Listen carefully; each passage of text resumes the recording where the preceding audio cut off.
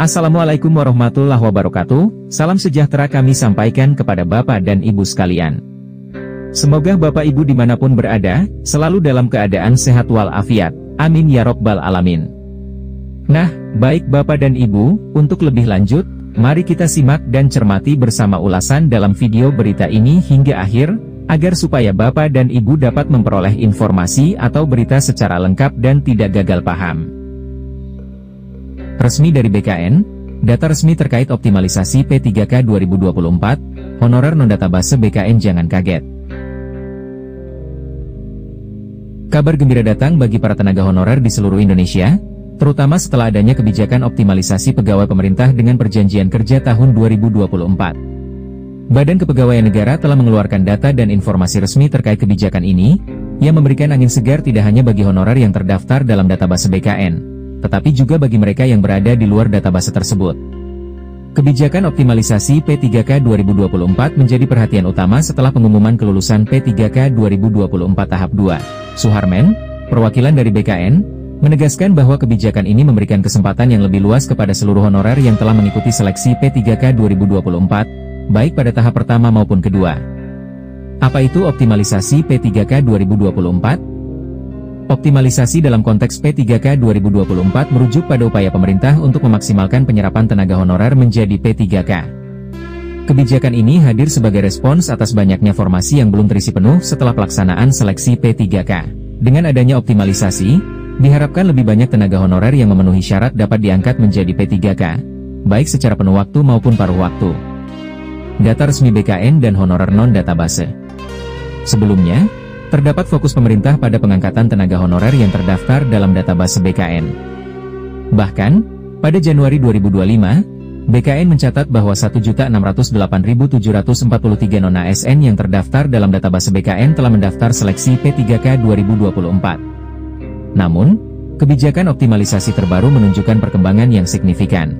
Menurut informasi resmi dari BKN, kebijakan ini juga berlaku bagi seluruh honorer yang telah mengikuti seleksi P3K 2024, termasuk mereka yang tidak terdaftar dalam database BKN. Ini berarti, para honorer non-database yang telah berpartisipasi dalam seleksi P3K memiliki peluang untuk dipertimbangkan dalam skema optimalisasi ini. Kriteria optimalisasi P3K 2024 tahap 2. Meskipun belum ada pengumuman resmi yang sangat detail mengenai mekanisme optimalisasi untuk honorer non-database, beberapa kriteria yang mungkin dipertimbangkan dalam optimalisasi P3K 2024 tahap 2 adalah pelamar prioritas, termasuk tenaga honorer kategori 2 atau peserta lain yang ditetapkan sebagai prioritas oleh instansi terkait. XTHK 2 yang memenuhi syarat, tenaga honorer kategori 2 yang memenuhi syarat namun belum mendapatkan formasi, peserta seleksi CPNS 2024, peserta yang telah mengikuti seleksi CPNS 2024 namun tidak lulus dapat dipertimbangkan untuk diangkat sebagai P3K paruh waktu. Peserta seleksi P3K tahap 1 dan 2, peserta yang telah mengikuti seleksi P3K tahap 1 dan 2 namun belum berhasil mengisi formasi juga dapat dipertimbangkan sebagai P3K paruh waktu sesuai kebijakan terbaru. Nasib honorer non-database yang tidak mengikuti seleksi. Penting untuk dicatat bahwa bagi tenaga honorer non-database BKN yang tidak memiliki masa kerja minimal 2 tahun, tidak mengikuti seleksi P3K tahap 1 atau 2, kemungkinan besar akan menghadapi risiko dirumahkan atau kehilangan status sebagai tenaga honorer.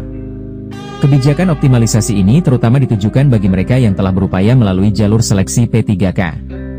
Dewan Perwakilan Rakyat Republik Indonesia juga terus berupaya memperjuangkan nasib honorer R2, R3, dan non-database BKN agar dapat diangkat menjadi P3K pada tahun 2024. Pemerintah menargetkan proses pengangkatan ini selesai maksimal pada Oktober 2025. Kebijakan optimalisasi P3K 2024 menjadi angin segar bagi seluruh tenaga honorer yang telah mengikuti seleksi, termasuk mereka yang tidak terdaftar dalam database BKN.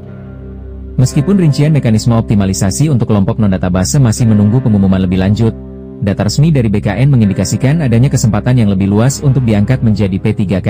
Para honorer non-database yang telah berpartisipasi dalam seleksi diharapkan untuk terus memantau informasi resmi dari BKN dan instansi terkait untuk mendapatkan perkembangan terbaru. Untuk mengetahui update berita terbaru terkait tenaga honorer, jangan lupa untuk terus ikuti perkembangannya dalam channel ini, dengan cara tekan tombol subscribe. Demikian informasi atau berita singkat yang dapat kami sampaikan, semoga bermanfaat buat Bapak Ibu sekalian. Sampai jumpa.